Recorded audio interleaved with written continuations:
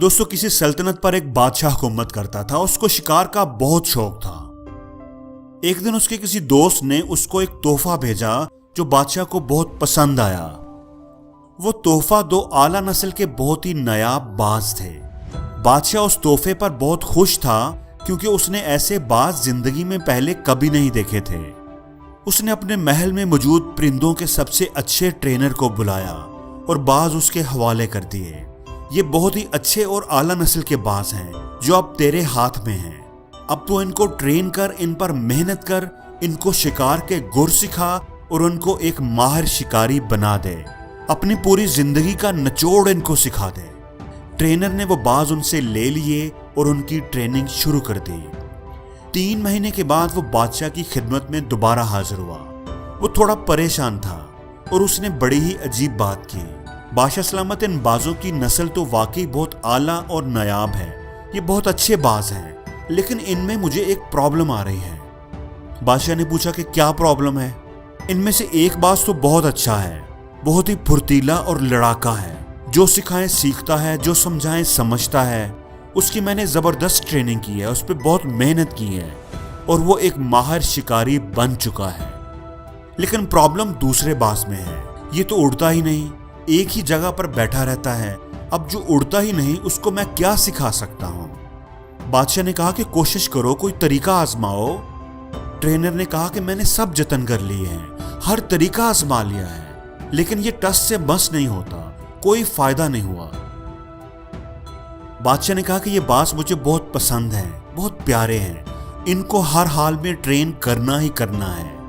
تم پوری سلطنت میں اعلان کر دو، ہر جگہ جاؤ اور کوئی ایسا آدمی ڈھونڈو جو پرندوں سے پیار کرتا ہو، ان کی بولی سمجھتا ہو. اسے تلاش کرو، لے کر آؤ.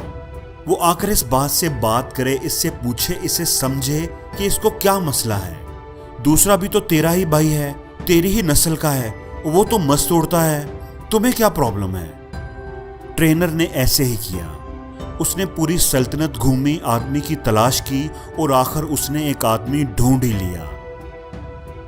وہ اسے لے کر کے آیا اور کہا کہ اس باز کو دیکھو، یہ سارا دن بیٹھا رہتا ہے، اڑتا ہی نہیں.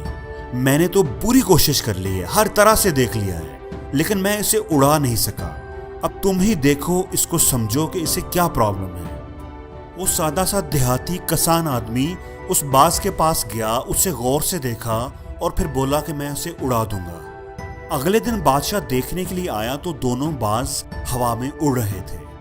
بادشاہ بڑا حیران ہوا کہ یہ معجزہ آخر کیسے ہو گیا کہ جو کام اتنے ماہر ٹرینر نہیں کر سکے وہ اس سادہ سے دیہاتی آدمی نے کیسے کر دیا. بادشاہ نے پوچھا کہ یہ تم نے آخر کیسے کیا؟ تو اس آدمی نے جواب دیا کہ بادشاہ سلامت، میں نے تو کچھ بھی نہیں کیا. جس شاخ پر یہ بیٹھا ہوا تھا بس میں نے اس شاخ کو کاٹ دیا تو یہ اپنے آپ ہی اڑنے لگا.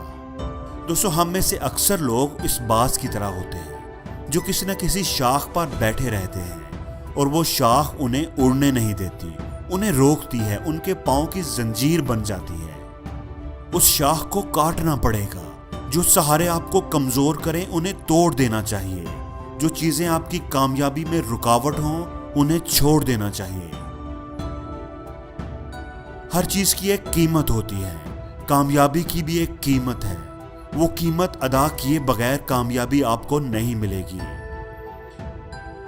جس طرح ایک جہاز ساحل پر کھڑا ہونے کے لیے نہیں بنا ہوتا، اسے گہرے پانیوں میں اترنا ہی پڑتا ہے.